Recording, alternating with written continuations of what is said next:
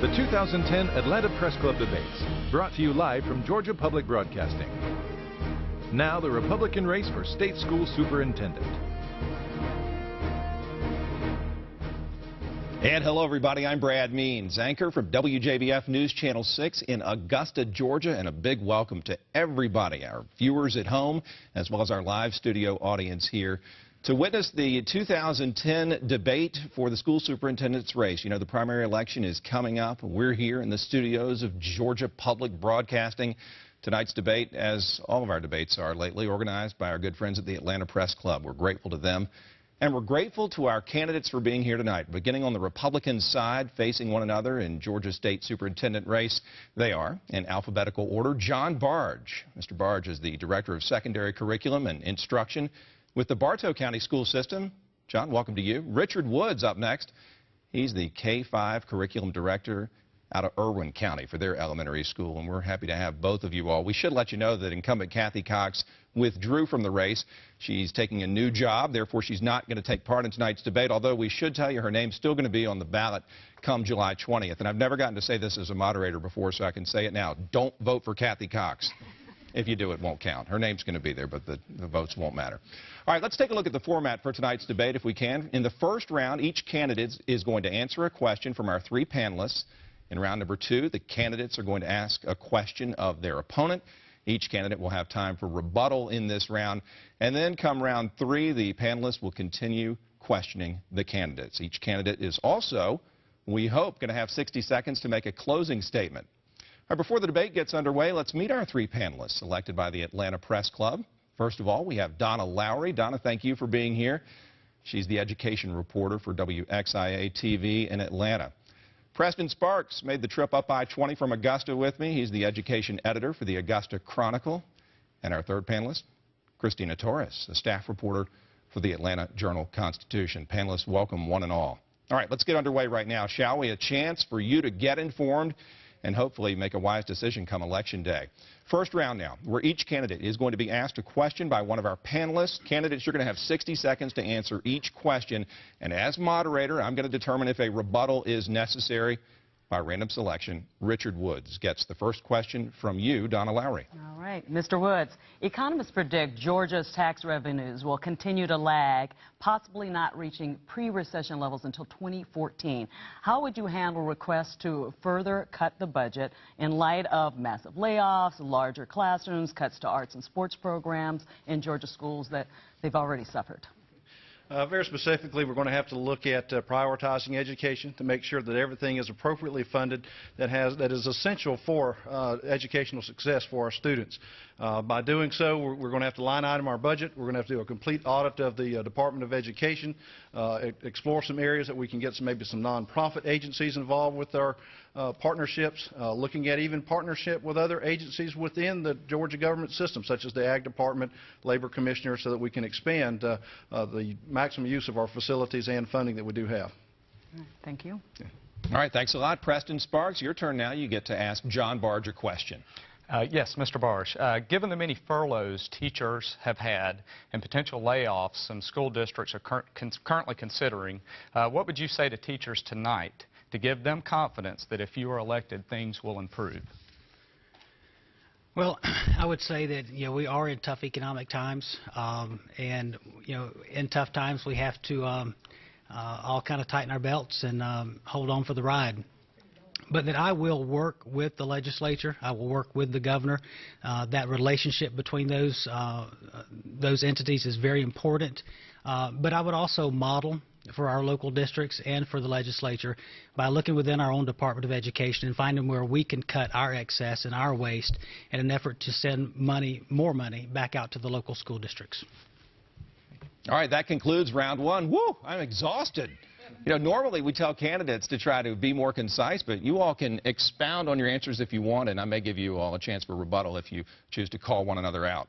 All right, it is now time for our candidates to get to ask a question of their opponent. You're going to have 30 seconds to ask the question, 60 seconds to respond, and then 30 seconds for a rebuttal to that. By random selection again, Richard Woods. You get to ask the first question. Okay. Dr. Barge, if you could just briefly give us a chronological, order of your your work expertise and what you've been covering through your 19 years of service, I believe. Okay? Very good. I started out as a high school English teacher. I taught high school English for 5 years, and I felt that if as a teacher I could influence a classroom of students, then as an administrator I could influence a larger group of students by hiring the appropriate teachers. So I immediately went into my master's program and into leadership and became an assistant principal in Haralson County, and then went into Rome City as the career tech director and assistant principal for Rome City Schools. And from being named high school or assistant principal of the year for the state of Georgia, was asked to open our brand new high school as principal in Hall County, and from there was asked to come to the State Department as the state director of career technical and agriculture education. I am now serving in Bartow County as the secondary curriculum director. All right, Dr. Barge, you can ask a question of your opponent now. Okay, Richard, your education experience is primarily in Irwin County, a school district of 1,700 students. My question is, what experience outside of Irwin County do you have that qualifies you as the best candidate to oversee the education of Georgia's 1.5 million students? Okay, outside of Irwin County itself, again, looking at my early career, I have attended technical college once I graduated from high school in Ben Hill County.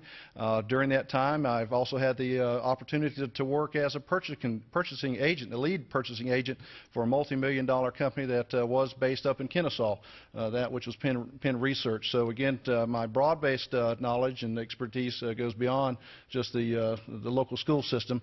But you know, at the end of the day, students, whether they're in Irwin County or Bartow County, you know, they have the same needs and the same you know, desires that each and every child has, and it is my job to make sure that we fulfill that. You know, within my education, 22 years now as a educator. During that time, I've worked you know, very diligently as a teacher for 14 years, and for the past 8 years as an administrator from K through or pre-K through 12th grade. So I do appreciate that opportunity. All right, let me give you all, since the questions were pretty generic, just touching on the experience of either candidate, let me ask you this, and this will be our rebuttal section. We'll begin with you, Mr. Woods, and I'll ask you, you asked Dr. Barge about his experience. Are you satisfied with his answer? Are you satisfied with the amount of experience he has? And if not, why do you think that could hurt him as a candidate? Well, I think the experience, as we look at whether to be satisfied, you know, he has you know, performed and served the duties as an administrator and a teacher, drawing, you know, contrast. You know, one of the things I look at from our two different roles here, I have a pre-K through 12th grade experience, and because I do have a pre-K through 12th grade experience, I've worked with teachers day in and day out. I've had to administer all the policies that come from the national government, the federal or the state government, and also local level. And because of that, I know what works and what doesn't work within education at the site level. All right, very good. Dr. Barge, same thing to you. Your thoughts on your opponent's experience and how that may or may not impact his candidacy and his ability to serve as superintendent. Well, while I agree with Richard that having the experience in pre-K through 12th grade is valuable, I also think that there are challenges that other school districts around this state face outside of a single rural system. And what I have done is intentionally within my career spread myself out over rural schools, suburban schools, and urban schools so that I would know and experience the challenges that each of those school districts face. All right, very good, gentlemen. We thank you for that. You handled it well, and that wraps up round number 2 of questioning. By the way, if you're just joining our program in progress, you are watching the debate among the candidates for Georgia's state school superintendent. This is the Republican primary we're covering now, and for our third round, we're going to go back to our panel of journalists. They get to ask questions of the candidate of his or her choice. Candidates, you're going to get 1 minute to respond, and as we've been doing all broadcast long, I'll determine if an opposing candidate will be given 30 seconds for rebuttal. We're going to begin this round with a question from Christina Torres from the Atlanta Journal-Constitution. Christina. Good evening, gentlemen. Dr. Barge, I have a question for you. It is a 2-point question. Okay. Georgia, as you know, has applied for a $400 million grant as part of the Obama administration's Race to the Top school reform program. You have, based on your campaign material, openly opposed this as saying that it forfeits the state's right to educate its own children. So first, since these grants will be awarded and potentially accepted prior to the election, would you, if elected, walk away from that federal money? And secondly, If you are against federal intrusion in Georgia schools, would you then also walk away from those programs that benefit from millions in federal money, including additional funding for schools with economically disadvantaged kids and school lunches? Well, first let me say that I am opposed to Race to the Top because I do believe that it will forfeit a significant part of our state's right to educate our children. If elected, it will be very important who our governor is and to work with that person on what their views with Race to the Top may be. And if those views are different than my views, then that's something that we have to work with, and we'll have to work it out. So totally open to whatever role the governor wants Race to the Top to be in the state of Georgia, but I do oppose it. Secondly, as far as other federal funds and other programs, I would really like to see us just separate from the federal government, but that would mean that the state would have to come up with about 8% of its total budget from other means to fund those programs. It's when we get too entangled with the federal government that we shackle our teachers and handcuff them to a lot of restraints and things that prevent them from actually teaching our children. All right, thanks a lot, Dr. Barge. Up next, Donna Lowry, part of the 11 Alive News team here in the state capitol. Your turn to ask a question. All right, my question of Mr. Woods. Governor Sonny Perdue has said that he'll be the first to sign the papers if interim school superintendent Brad Bryant runs as an independent, and he says he will. That sounds like he's not going to back either Republican candidate like yourself. What are your thoughts on that? Well, again, of course, this is the governor's prerogative. He is a citizen of the state of Georgia. However, I did not expect a call from Governor Perdue, just for the mere fact that I do oppose the Race to the Top initiative itself and the entanglements that we've had with that. Right now, it's just a hypothetical situation. If Mr. Bryan, I guess, receives the needed signatures to get on the ballot. For myself, my focus is July 20th, because that is ultimately the goal, whether it determines whether I will go on or not. But what I look at with the potential of that individual is that it will be the same initiatives that Ms. Cox has. So I welcome the challenge, and I would not like to be in that position to be running on that record. Thank you. All right, your thoughts on that subject, Dr. Barge. Go ahead. Well, I certainly am glad that the governor made an appointment and we have someone there to lead us through the next 6 months and maintain some stability there. I do wish Brad all the success in the world, and if he gets the signatures, that's wonderful. I think it was a blow to the party. Again, I'm not offended. I did not anticipate a phone call as well because of my opposition to the Race to the Top. So, thank you. All right, no, thank you very much. We appreciate it. Preston Sparks, representing the Augusta Chronicle, your turn to ask a question. Yes, Mr. Barge. At what point do you feel larger class sizes begin to harm instruction, and at what teacher-to-student ratio would you like to see in classes? Well, that depends on the grade level. I think in your elementary levels, we need our lower class sizes. When you get up into high school level, I think the larger class sizes are a more manageable entity, especially when you consider students going off to college. If they're going to University of Georgia, Georgia Tech, they may be sitting in a classroom with 400 students. A classroom size in the high school of somewhere 30 to 32 to 1 would be probably a top point there as far as, and again, high schools are not built to accommodate more than that. If you actually look at the physical space and the size, putting more than 32 high school students in one of those rooms is a pretty difficult task. But down in the elementary level, I think, down in that neighborhood of 21, 22, 23 kids would be tops. It's such a key question indeed, and you always hear parents talking about class size. Mr. Woods, let me give you a moment or two to talk about your thoughts on student-teacher ratios in Georgia and how you'd like to see them. Okay.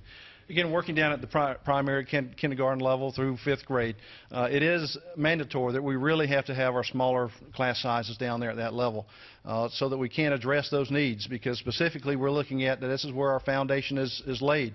And so we have to have the teacher-pupil ratios so they can address those learning needs. As you get older, again, you can expand a little bit on those sizes. Again, as a former high school teacher, I was able to do that.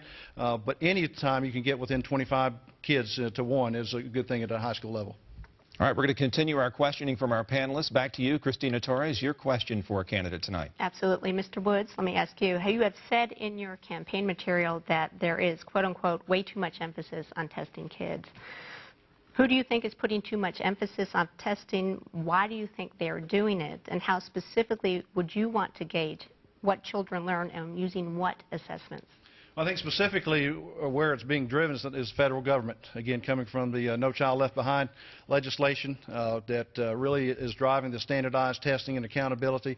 I have no issue with accountability, however, the amount of testing we are doing and really what we are receiving as far as data from this testing does not really have a major impact on student learning. You know, one of the things I call our spring test is basically the student autopsy report as far as testing goes at the end of the year.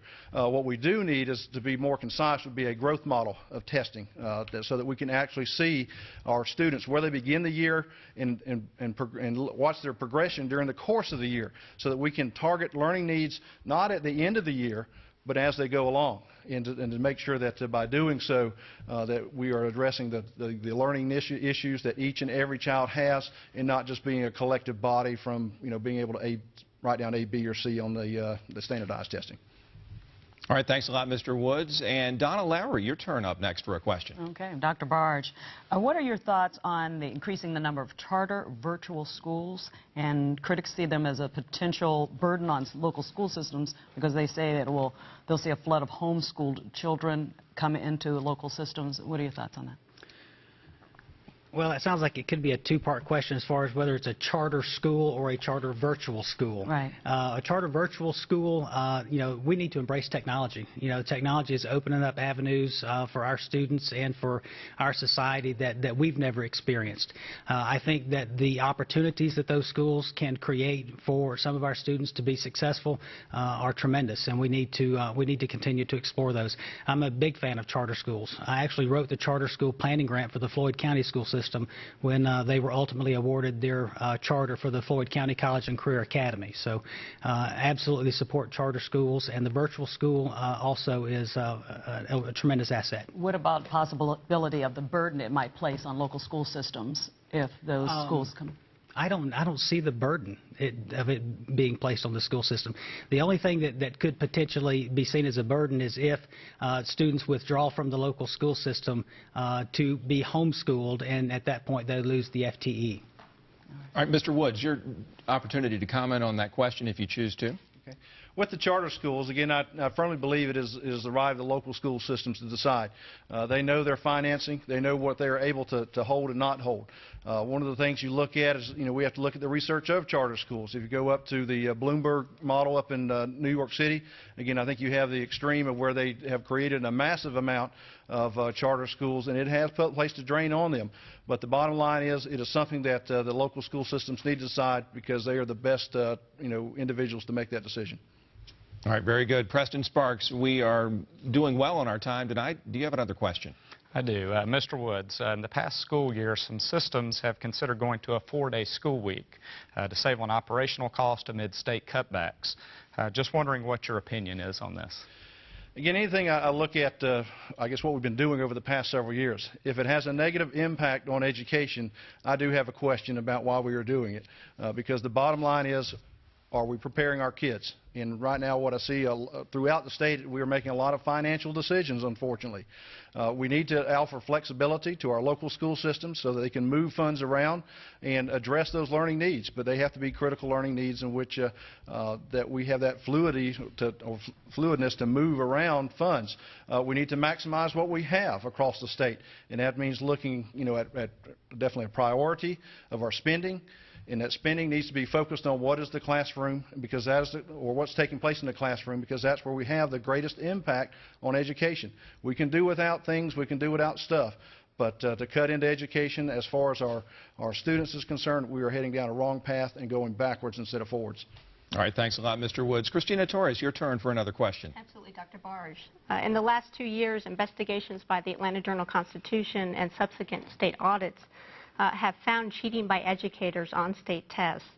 Georgia, as part of its Race to the Top application, has pledged to do annual intensive audits to look for cheating and sort of root it out. Two-part question. Would you support such a pledge as a state school superintendent? Additionally, do you think the state's current oversight is enough, or would you like to see a new law criminalizing test cheating? Well, I think, first off, we have to be careful before we start broad-scale casting accusations about cheating when it's based on a model of how many erasures are on a test. And I'll give you a prime example. In one school system up close to where I live, there was a teacher that was investigated for cheating because of the inordinate amount of erasures within her classroom. The investigation found that it was one student who got off on his bubbling, and we're talking about an elementary student, that is very possible, and had to erase 30 questions and go back and correct. So I think we need to be careful before we start a broad-scale accusation such as that. I would not support criminalizing it, and certainly with Race to the Top, when you tie pay for performance to how well a teacher's pay to how well her students do on that test, you're going to have a much larger issue with cheating, I believe. Mr. Woods, how about it? Let's talk about teacher cheating. How much of a concern is it or is it not to you? And would you support something coming out of the General Assembly making it criminal? Well, I think as far as teachers and cheating, there's no excuse. We cannot allow that. I think it does a disservice to our profession, because we expect that out of our students. If they cheat, there are consequences. With that being said, we do have an investigation process with our Ethics Commission and Committee that I think does a good job in establishing whether a guilt was or was not done. And by cheating, they can actually have their certificate removed. And so I see no additional information that we need to proceed there. All right, thanks a lot, gentlemen. Time for one more question in this round, and that's going to go to Donna Lowry. Donna? Okay, I want to talk about graduation rates. We're seeing a cut in the graduation coaches, and a lot of people felt that made a difference. What are your thoughts on improving Georgia's graduation rate? Well, Donna, we have done a tremendous job in improving graduation rates in Georgia and even within the district that I work in. And that was done specifically through adding programs for students like a credit recovery program, through the induction of a teacher advisement program where we put an adult with a small number of students, and they stay with that number of students until they graduate. They meet with those students once a week for 30 minutes a day, and they stay on top of those students. In Bartow County, when I arrived there 4 years ago, we had a 60% graduation rate. This year, we're looking at about an 82% graduation rate. And we have not had graduation coaches for 2 years because of funding. So there are things that can be done. There are lots of avenues. All it takes is a passion for kids and staying up with them, and what are you doing, how are you doing, and taking the time to really work with them.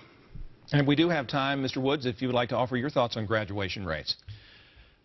Again, the path we are taking now, I think with looking at our math 1, 2, 3, 4 curriculum at the high school, there are concerns there. I believe, unfortunately, with a large number of kids in that program, we will begin to see a regression of the graduation rates. We have made some progress. But as we look at, even with the No Child Left Behind, by 2014, you have to have 100% compliance of our children passing tests there. So my concern is there, with all the upcoming mandates, what are we going to do? Because we will not be able to proceed. And we have no more time for questions. Believe it or not, our time is flying by tonight. But we are going to allow each of the Republican candidates in the primary for state school superintendent to offer a closing statement. Each candidate is going to get 60 seconds to do that. Richard Woods was randomly selected to make the first statement. Mr. Woods. Again, I thank the Atlanta Press Club for the opportunity to come here tonight. But as I stand before you, I look at, why am I entering this race? And that's because, I look at our children and what they are having to go through and what they've been through over the past decade, really, over the 22 years I've been in there. But we cannot afford to give our kids an education in which their resume basically says, I can bubble in A, B, C, or D. We cannot afford to give them an education that only allows them one diploma selection. We cannot give them an education that, cuts short our emphasis on American history, teaching the truth about our nation and also the heritage. We cannot afford to give our kids an education that does not provide them with a strong personal finance class so they know how to operate within our economic system, so they know about the value of capitalism and the free market society. Because as I close, we must move away from dependency from the federal government, because this I do know as an educator. If we keep doing what we've been doing, we're going to keep getting what we've been getting. And our final closing statement comes from John Barge. Again, thank you to the Atlanta Press Club and Georgia Public Broadcasting for hosting the debate tonight. I'm running for state school superintendent because I believe we need a comprehensive overhaul within our State Department of Education to better educate our children. To do that, we need a proven educational leader that understands how decisions and policies made at the state level affect our local schools and districts. I'm the only candidate in this race that can say I have successful, proven educational leadership experience as a classroom teacher, an assistant principal, a system curriculum director, and a state curriculum director. And that experience cuts across every geographical area, rural schools, urban schools, and suburban schools. I understand the challenges that our schools face in the state of Georgia. Every candidate in this race has what's at the best interest of kids at their very core. What separates us is our leadership and our experience. And I have the experiences and the leadership to lead this state into the educational overhaul that we need.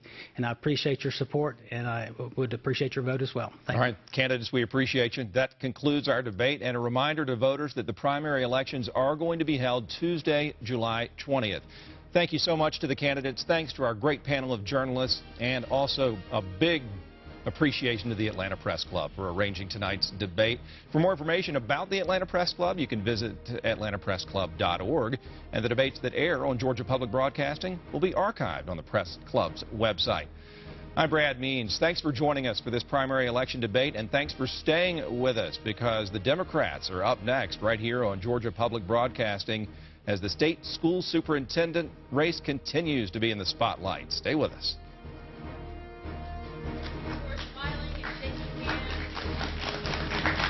Good job.